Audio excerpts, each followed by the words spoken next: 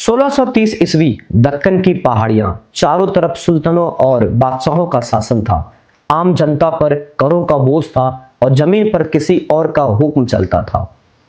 इसी माहौल में एक माँ अपने छोटे से बेटे को कहानी सुनाया करती थी। ये कहानियां सिर्फ देवताओं की नहीं थी, ये कहानियां थी धर्म, साहस और न्याय की। इस माँ का नाम था जीजाबाई और उस बच्चे का नाम था छत्रपति शिवाजी महाराज।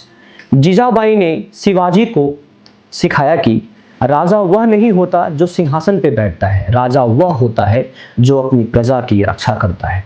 शिवाजी ने बहुत छोटी उम्र में एक बात समझ ली थी कि जमीन पराधीन रहने के लिए नहीं बनी। उनके सामने सबसे बड़ी समस्या यह थी कि उनके पास ना बड़ी सेना थी, ना हाथी थे, ना अपार धन था, लेकिन उनके पास था दक्कन का भूगोल, ऊंचे पहाड़, घने जंगल, तंग दरें और मजबूत किले। यहीं से शिवाजी के दिमाग में एक नई बुद्धि, युद्ध नीति ने जन्म लिया। सीधी लड़ाई नहीं, खुले मैदान की नहीं, बल्कि तेज वार, छोटे हमले और फिर गायब हो जाना। यही था गुरिल्ला युद्ध। शिवाजी के लिए किला सिर्फ पत्थरों की दीवार नहीं थी, किला उनका सबसे बड़ा हथियार था। तोड़ना राजगढ़, सिंहगढ़ जैसे किलों स्वराज की नींव बनते गए। धीरे धीरे शिवाजी का नाम दक्कन में फैलने लगा और जहां नाम फैलता है वहां दुश्मनी भी पैदा होती है। उस समय बीजपुर की आदिल शाही शिवाजी को एक बड़ा खतरा मानने लगी, जिन्हें रोकने के लिए एक सेनापति भेजा गया, एक विशाल का योद्धा, निर्दयी और घमंडी। उसका नाम था अफजल खान। अफजल खान ने खुला युद्ध नहीं चुना, उसने छल चुना। उसने शिवाजी को मुलाकात का संदेश भेजा, शांति की बात, समझौते का प्रस्ताव। शर्त थी दोनों बिना हथियार मिलेंगे। शिवाजी जानते थे यह मुलाकात खतरनाक है, लेकिन यह भी जानते हैं कि जंग को दिमाग से जीतना होगा।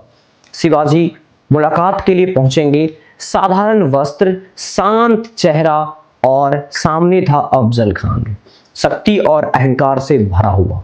गले मिलने का नाटक हुआ और उसी पल अफजल खान ने पीठ में छुरा घोंपने की कोशिश की, लेकिन छत्रपति तैयार थे और एक ही क्षण में बाघ नख निकला और फिर तलवार।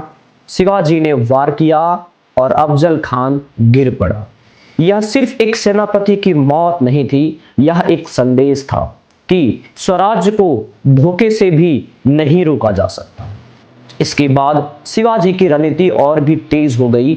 छोटे छोटे हमले, रात के छापे, तेज वार और फिर पहाड़ों में गायब हो जाना।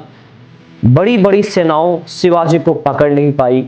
फिर मैदान में आया मुगल साम्राज्य। औरंगजेब ने दक्कन की पूरी ताकत से कुचलने का फैसला किया, लेकिन यह नहीं समझ पाया कि यह जमीन शिवाजी की प्रयोगशाला थी। जहां मुगल भारी थे वहीं शिवाजी हल्के थे, जहां दुश्मन तेज था वहां शिवाजी अदृश्य थे। शिवाजी ने कभी भी संख्या को अपनी ताकत नहीं बनाया, उनकी ताकत थी रणनीति। सन 1674 ईस्वी रायगढ़ शिवाजी का राज्याभिषेक हुआ, लेकिन यह ताज सिर्फ सोने का नहीं था, यह ताज संघर्ष, बलिदान और बुद्धि का था। शिवाजी ने खुद को राजा नहीं सेवक माना, प्रजा का सेवक, स्वराज का सेवक। छत्रपति शिवाजी महाराज यहां सिखाते हैं कि ताकत हमेशा हथियारों में नहीं होती, ताकत सोच में होती है और जो अपने समय से रणनीति के बल पर लड़ता है वही इतिहास बदलता है। यह कहानी थी उस राजा की जिसने कहा पहले स्वराज्य फिर संसार। अगर आपको यह कहानी रोचक लगी हो तो इसे आगे जरूर पहुंचाइएगा, क्योंकि इन्फिनिटी दुनिया हम इतिहास नहीं सुनाते, हम सोच बदलते हैं।